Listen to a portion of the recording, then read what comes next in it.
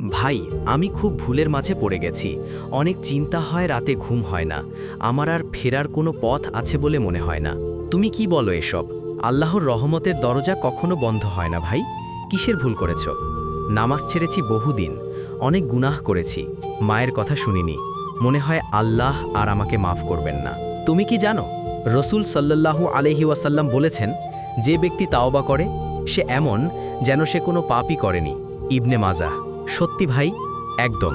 আল্লাহ কুরআনে বলেন, হে আমার বান্দারা, যারা নিজেদের উপর জুলুম করেছ, আল্লাহর রহমত থেকে নিরাশ হও না।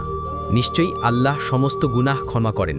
সূরা জুমার ৩৯-৫৩। তাহলে আমি যদি এখনই তাওবা করি, তাহলে আল্লাহ তোমাকে মাফ করবেন, যদি তুমি আন্তরিক হও।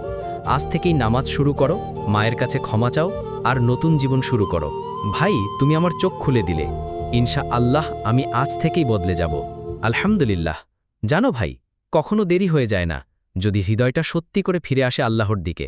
শেষ একটি কথা বলি, আল্লাহ কখনো কাউকে ফিরিয়ে দেন না, যদি সে সত্যি মন থেকে ফিরে আসে।